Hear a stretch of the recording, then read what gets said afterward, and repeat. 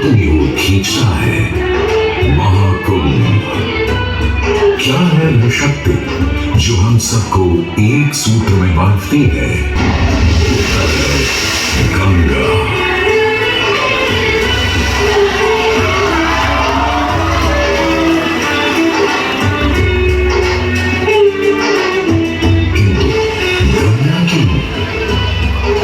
क्योंकि गंगा कोई नदी नहीं है, आस्था की अविरल तरल धारा है गंगा। विश्वासों की वाहिनी, संस्कृतियों की सरिता है गंगा। और इस स्थान पर, इस प्रयागों के राज में श्वेतरंगा गंगा का संगम होता है अपनी दो बहनों श्यामल वर्ण यमुना और अदृश्य सरस्वती से। और इस त्रिवेणी संगम के कारण ही यह जगह इतनी महत्वपूर्ण हो जाती है। गंगा के उद्गम के बारे में जो पौराणिक कथा प्रचलित है वो बड़ी ही रोचक और मनमोहक है। तो आइए क्यों न आज हम आपको गंगा अवतरण की कहानी सुनाए दिखाएं। दानी का राजा बलि पर करता था दम, पूरी पृथ्वी पर फैला था उसका ही आतंक। उसके आतंक को रोकने विष्णु ने धरा एक रूप, 52 अंगुल का बौना बनकर पहुंचे जहां का भूत।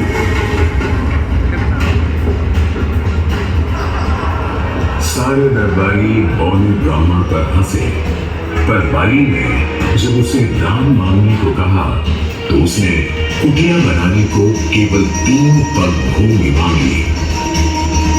पर जब बौने ब्राह्मण ने भूमि नापनी शुरू की तो जैसे भूचाल गया। वामन ने पहले पग में पूरी धरती नाप ली और अगले कदम से स्वर्ग। ब्रह्मा जी ने भगवान विष्णु के चरण होकर उस जल को अपने कमंडल में भर लिया। और अब वामन अवतार ने अपना तीसरा पग बलि के सिर पर रख उसे पाताल लोक भेज मुक्ति दे दी।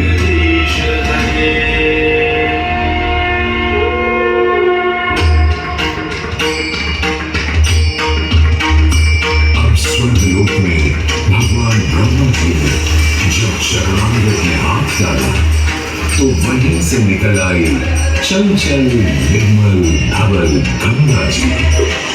पवित्रा किंतु चंचला, आज से तू मेरी पुत्री और नाम तेरा गंगा।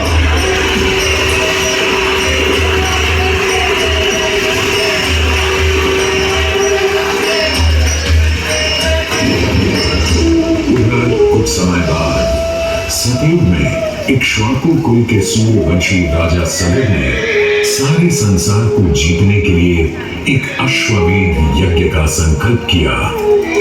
सुने सुने सुने सब सुने, यह चिन्हित पूजित धवल अश्व जहां भी जाएगा वो भूमि राजा सगर की मानी जाएगी। यदि किसी ने इस अश्व को रोका या पकड़ा तो उसे सगर के 60,001 पुत्रों और उनकी लक्षाधिक सेना का सामना करना पड़ेगा। सुने सुने में सगर का अश्व अजेय अपराजेय बढ़ता जा रहा था और स्वर्ग लोक में बढ़ती जा रही थी। देवेंद्र इंद्र के दुविधा डरकर वो अश्व को रोकने की युक्ति लगाने लगे। इंद्र ने राजा सगर के उस घोड़े को चुरा लिया और छल से महर्षि कपिल के आश्रम में बांध दिया। घोड़े को खोजते हुए राजा सगर के 60,000 पुत्र महर्षि कपिल के आश्रम में पहुंचे। वहां घोड़े को बंधा हुआ देख क्रोधित पुत्रों ने कपिल मुनि को घोड़ा चोर समझा और उन्हें अपशब्द कहने लगे। वाचाल कुमारों, यदि कपिल ऋषि ने खोली आंख तो तपस की युगाग्नि से जलकर तुम सब हो जाओगे राख।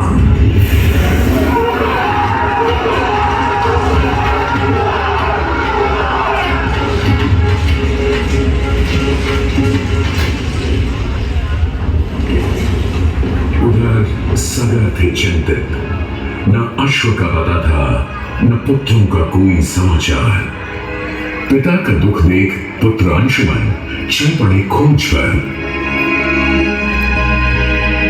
जब महर्षि कपिल के आश्रम पहुंचे तो देखा अश्व को और साथ ही अपने 60,000 भाइयों की भस्म को।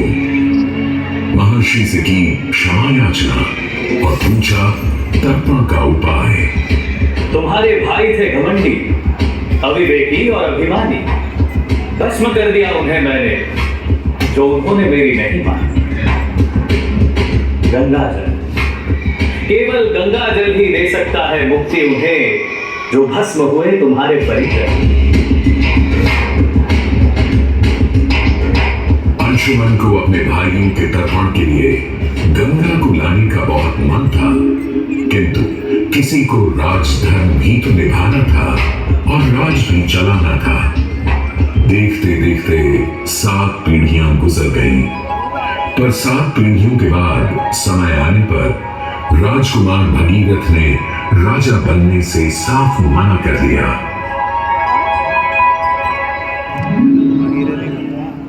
क्षमा कीजिए, क्या ये आवश्यक है कि राजा का बेटा ही राजा बने? मैं पहले तपस्या करूं और फिर ब्रह्मा से गंगा को मांग कर पृथ्वी पर ले आऊं और फिर उनके पावन पवित्र जल से अपने 60,000 पूर्वजों का तर्पण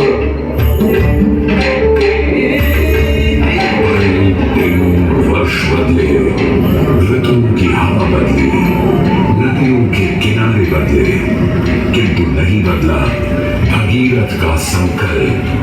गंगा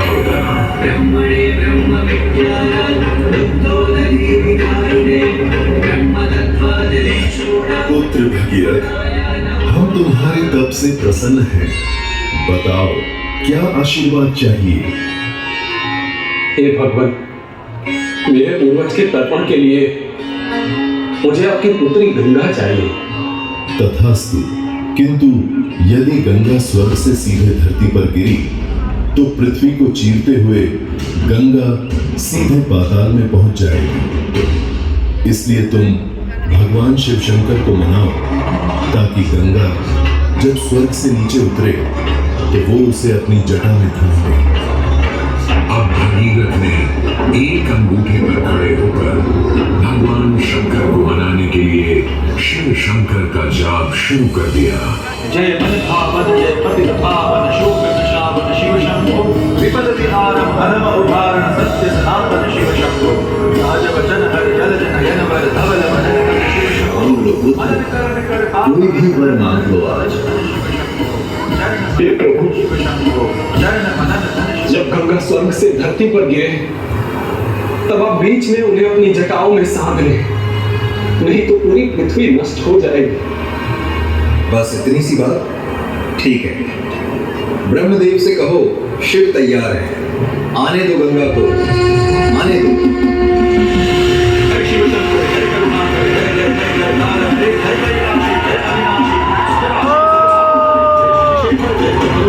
जय जय जय नारायण जय पुराणी जय वदहारी अमित अनंत अपार जय गुरु जय जय भगवान नाम है निराकार साकार है पार्वती कवि हर हर शंभो सारी बात जय रामेश्वर वैद्यनाथ के नाथ हरे मल्लिकार्जुन सोमनाथ जय महाकाल ओंकार हरे जय महेश्वर जय विश्वेश्वर भीमेश्वर जय तार हरे काशीपति श्री विश्वनाथ जय विक्रमय अवतार हरे नीलकंठ जय भूतनाथ जय मृत्युंजय अभिकार हरे जय शिव शंकर जय करुणाकर जय और यूं गंगा ने भगीरथ के साथ गंगा सागर जाकर सगर के पुत्रों का उद्धार किया।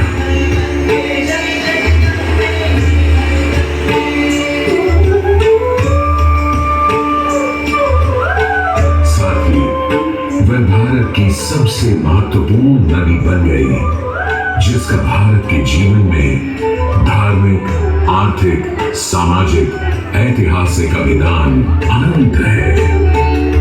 हे मां गंगे, हे जगदम्बे, हे मां गंगे, मोक्षदायिनी गंगा का यमुना और सरस्वती के साथ त्रिवेणी संगम मोक्ष का संगम है। प्रत्येक 12 वर्षों में यह महाकुंभ का स्नान करता है सर्व सिद्धि प्रदान और देता है मोक्ष का वरदान।